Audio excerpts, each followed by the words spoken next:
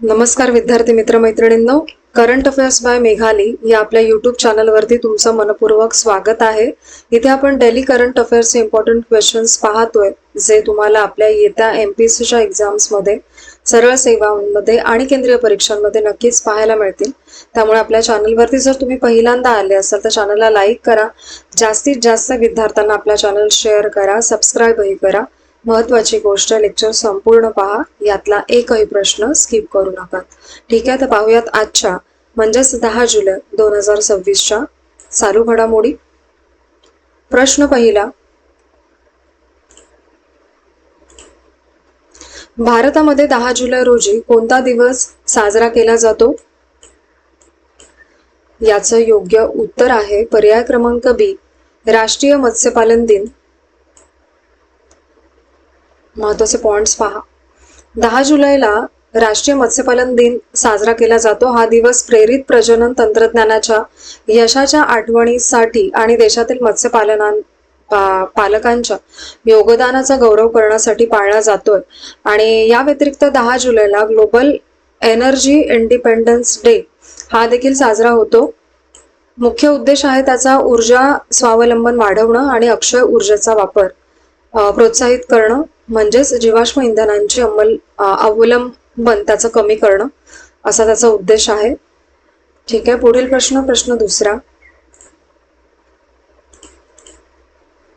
ACITI भागीदारीमध्ये खालीलपैकी कोणता देश सहभागी नाहीये, असा प्रश्न. तर या प्रश्नाचं योग्य उत्तर आहे पर्याय क्रमांक डी, जपान हा देश यामध्ये नाहीये. महत्वाचे पॉइंट्स पहा. ACITI म्हणजेच ऑस्ट्रेलिया, कॅनडा आणि India technology and innovation partnership असा त्याचा फुल फॉर्म होतो, लक्षात घ्या. आणि ही भागीदारी जी आहे ती 9 जुलै 2026ला सुरू झालेली आहे. भारत, ऑस्ट्रेलिया, कॅनडा हे 3 देश ACITI मध्ये एकत्र आलेले आहेत आणि ही परिषद जोहान्सबर्ग, दक्षिण आफ्रिका येथे झाली. आणि भारताचे पंतप्रधान नरेंद्र मोदी, ऑस्ट्रेलियाचे अँथोनी अल्बनीज आणि कॅनडाचे मार्क कार्नी तिघेही यामध्ये सहभागी होते. ACITI भागीदारी कृत्रिम बुद्धिमत्ता यामध्ये मुख्य सहकार्याचा विषय आहे. ठीक आहे, आणि हरित ऊर्जा तंत्रज्ञानाला महत्व मिळेल यामध्ये. आणि क्रिटिकल मिनरल्सच्या सुरक्षित पुरवठ्यावरती ACITI मध्ये भर देण्यात आलेला आहे. पुढील प्रश्न तिसरा. टेक वारी 2.0 कार्यक्रम कुठे आयोजित करण्यात आला? तर या प्रश्नाचं योग्य उत्तर आहे पर्याय क्रमांक सी, मंत्रालय, मुंबई येथे. महत्वाचे पॉइंट्स पहा. टेक वारी 2.0 हा महाराष्ट्र शासनाने घेतलेला खास प्रशिक्षण उपक्रम आहे. या उपक्रमाचं आयोजन सामान्य प्रशासन विभागाने केलं होतं आणि हा जो कार्यक्रम आहे तो मंत्रालय, मुंबई येथे झाला. टेक वारी ही 4 ते 8 मे 2026 या 5 दिवसांमध्ये पार पडली. देवेंद्र फडणवीस यांनी या उपक्रमाचं नेतृत्व केलेलं होतं आणि 6000 पेक्षा जास्त लोक प्रत्यक्ष सहभागी झाले होते यात. आणि 9 लाख कर्मचाऱ्यांनी ऑनलाईन यामध्ये सहभागी झाले होते.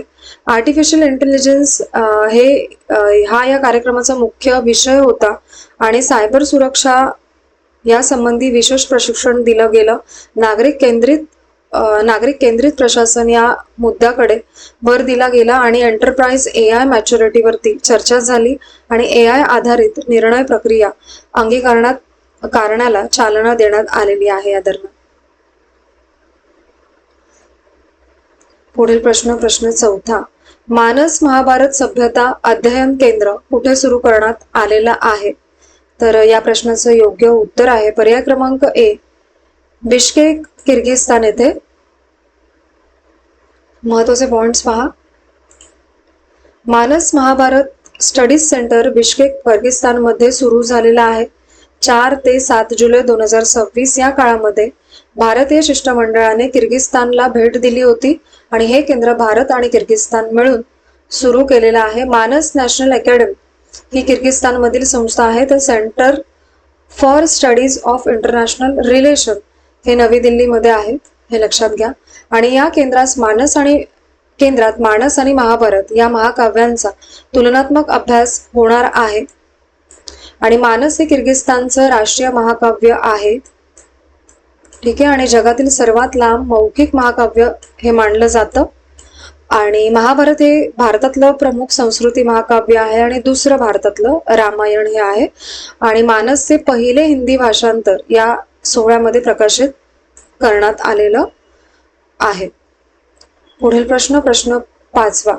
श्रीकाकुलम येथे नवीन विमानतळ कोणत्या योजनेअंतर्गत विकसित केले जाणार आहे? योग्य उत्तर आहे पर्याय क्रमांक ए, उडान योजना. महत्वाचे पॉइंट्स पहा. श्रीकाकुलम मध्ये नवीन विमानतळ उडान योजनेअंतर्गत उभारणार आहेत आणि श्रीकाकुलम जिल्हा आंध्र प्रदेश मध्ये आहे आणि प्रस्तावित विमानतळ मंडासा भागामध्ये उभे राहणार आहे. उडान म्हणजे उडे देश का आम नागरिक हे भारताचे प्रशिक्षित हवाई संपर्क योजना आहे ही.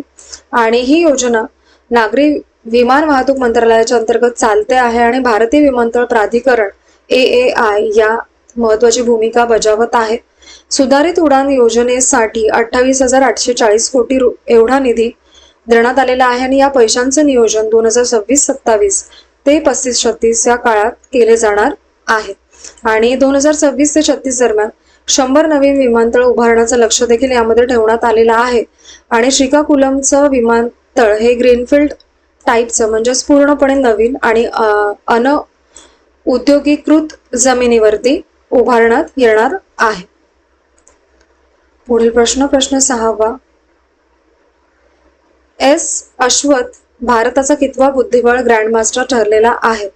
तर याचं योग्य उत्तर आहे पर्याय क्रमांक सी,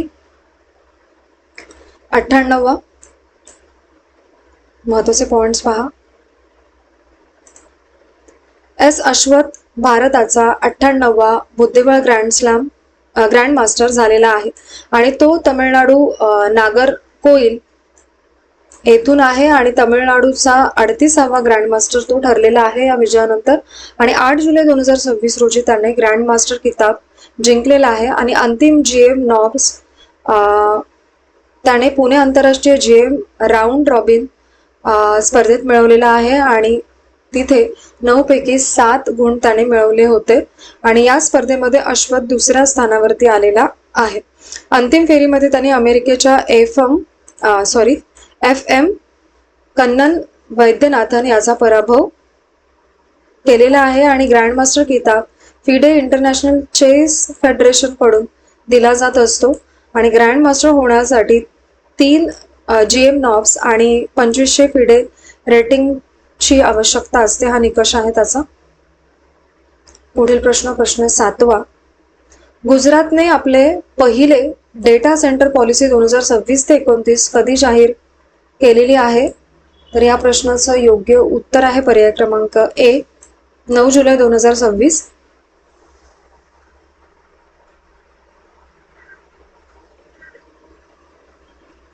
महत्वाचे पॉइंट्स पहा या प्रश्नाचे. 9 जुलै 2026 रोजी गुजरातने पहिल्यांदा डेटा सेंटर पॉलिसी 2026-29 जाहीर केलेली आहे. आणि हे धोरण गांधीनगर मध्ये मुख्यमंत्री भूपेंद्र पटेल यांनी जाहीर केलं आणि या धोरणाचा कालावधी 2026 ते 29 असा असणार आहे. गुजरातच्या इतिहासातलं हे पहिलंच डेटा सेंटर धोरण आहे आणि या धोरणाअंतर्गत सरकारने 6 लाख कोटी गुंतवणुकीचं लक्ष ठेवलं आणि 7.5 गिगावॅट डेटा सेंटर क्षमता यामध्ये उभारण्यात येणार आहे. आणि हायपर स्केल डेटा सेंटरसाठी विशेष प्रोत्साहन दिलं जाणार आहे आणि क्लाउड इन्फ्रास्ट्रक्चर आणि AI आधारित डिजिटल सेवा यांचा यामध्ये सर्वाधिक समावेश असणार आहे.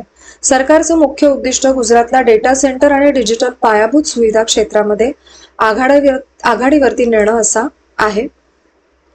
पुढील प्रश्न 8. ICC हॉल ऑफ फेम मध्ये समाविष्ट होणारे 12वे भारतीय क्रिकेटपटू कोण आहेत? तर या प्रश्नाचं योग्य उत्तर आहे पर्याय क्रमांक सी, सौरव गांगुली. महत्वाचे पॉइंट्स पहा. सौरव गांगुली यांचा ICC हॉल ऑफ फेम मध्ये समावेश झालेला आहे आणि ICC हॉल ऑफ फेम मध्ये स्थान मिळवणारे हे भारतीय 12वे भारतीय क्रिकेटपटू यामुळे ठरतात आणि ते 10वे भारतीय पुरुष क्रिकेटपटू आहेत ज्यांना हा सन्मान मिळालेला आहे आणि त्यांची निवड 8 जुलै 2026 रोजी जाहीर करण्यात आलेली आहे आणि हा निर्णय आयसीसी बोर्डाच्या वार्षिक बैठकीत एडिनबर्ग स्कॉटलंड येथे करण्यात आला. सध्या आयसीसीचे अध्यक्ष जय शाह हे आहेत आणि आयसीसी हॉल ऑफ फेम ची स्थापना 2 जानेवारी 2009 रोजी झाली होती. हा देखील पॉइंट लक्षात ठेवा. पुढील प्रश्न 9. लामिन यामल हा कोणत्या क्लब कडून खेळतो? फुटबॉलपटू आहे हा. तर या प्रश्नाचं योग्य उत्तर आहे पर्याय क्रमांक ए, FC बार्सिलोना कडून खेळतोय हा.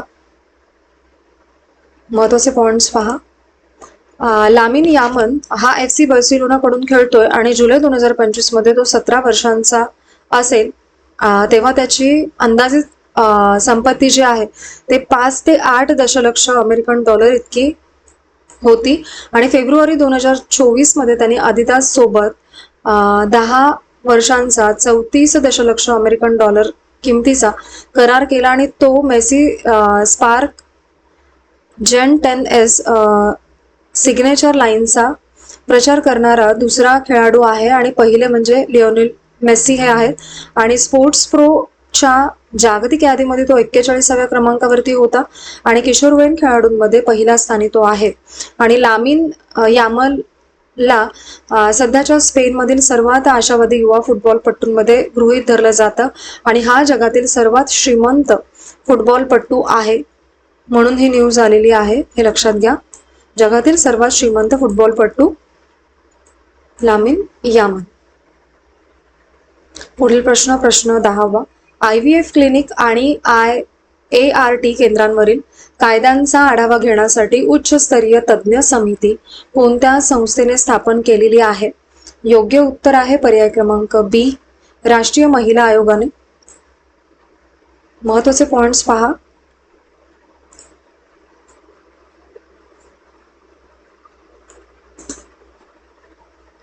राष्ट्रीय महिला आयोगाने एक उच्चस्तरीय तज्ञ समिती स्थापन केलेली आहे आणि ही समिती IVF क्लिनिक आणि ART केंद्र आणि गॅमेट बँक्स साठी असलेल्या कायद्यांचा सखोल आढावा घेणार आहे आणि समितीच्या अध्यक्षस्थानी न्यायमूर्ती आशा मेनन आहेत आणि त्या दिल्ली उच्च न्यायालयाच्या माजी न्यायाधीश आहेत आणि ही समिती जुलै 2026 मध्ये स्थापन झाली.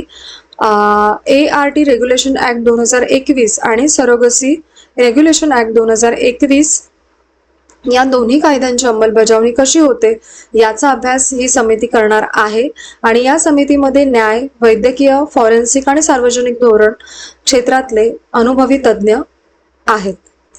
ठीक आहे. पुढील प्रश्न 11. झारखंड सरकारने AI आधारित सुशासनासाठी कोणतं धोरण सादर केलेलं आहे नुकतंच? तर या प्रश्नाचं योग्य उत्तर आहे पर्याय क्रमांक ए, झारखंड AI धोरण 2026 ते 31. महत्वाचे पॉइंट्स पहा. झारखंड सरकारने झारखंड AI पॉलिसी 2026-31 जाहीर केलेली आहे. ही घोषणा नॅशनल स्टेक होल्डर्स कन्सल्टेशन 2026 या कार्यक्रमात नवी दिल्ली येथे करण्यात आली. AI धोरणाचा कार्यकाळ हा 2026 ते 31 दरम्यान असणार आहे आणि AI पायाभूत सुविधांसाठी 1150 कोटी गुंतवणूक करण्याची योजना आहे आणि रांचीमध्ये 100.97 एकर क्षेत्रामध्ये IT पार्क उभारलं जाणार आहे यासाठी आणि व्हिजन 2050 अंतर्गत 10,000 कोटींहून जास्त गुंतवणूक आकर्षित करण्याचा प्रयत्न. त्याद्वारे 50 पेक्षा अधिक ग्लोबल कॅपॅसिटी सेंटर्स स्थापन करण्याचं लक्ष देखील आहे या अंतर्गत. पुढील प्रश्न 12 आणि आजचा आपला शेवटचा प्रश्न.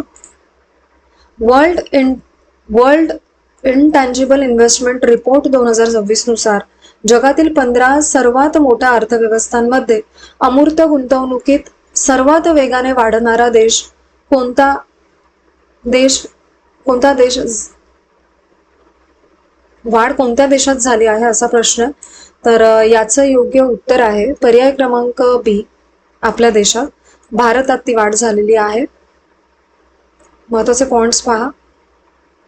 VIPO आणि ल्यूस बिझनेस स्कूल यांनी एकत्रित वर्ल्ड इंटँजिबल इन्व्हेस्टमेंट रिपोर्ट 2026 प्रकाशित केलेला आहे आणि या अहवालात भारताला जागतिक नवोक्रम महासत्ता म्हणून ओळख मिळालेली आहे आणि 2023 मध्ये भारताची अमूर्त गुंतवणूक ही 78.2 अब्ज अमेरिकन डॉलर्स इतकी होती आणि ती 9% त्याची वाढ झालेली आहे आणि जगातील इथे जगातील आहे जगातील टॉप 15 मोठ्या अर्थव्यवस्थांमध्ये भारताची वाढ सर्वाधिक वेगवान झालेली आहे आणि भारतात अमूर्त गुंतवणुकीचा विकास मूर्त गुंतवणुकीपेक्षा जास्त आहे आणि अमूर्त गुंतवणुकीमध्ये सॉफ्टवेअर संशोधन विकास म्हणजे R&D आणि बौद्धिक संपदा आणि ऑर्गनायझेशनल क्षमतांचा समावेश असतो, हे लक्षात घ्या. तर आजचे आपले 10 जुलै 2026 चे डेली करंट अफेअर्स पाहून झालेले आहेत. लेक्चर शेवटपर्यंत पहा ही एकच विनंती आहे. आजचे लेक्चर तुम्ही शेवटपर्यंत पाहिलेच असेल त्याबद्दल थँक्यू सो मच.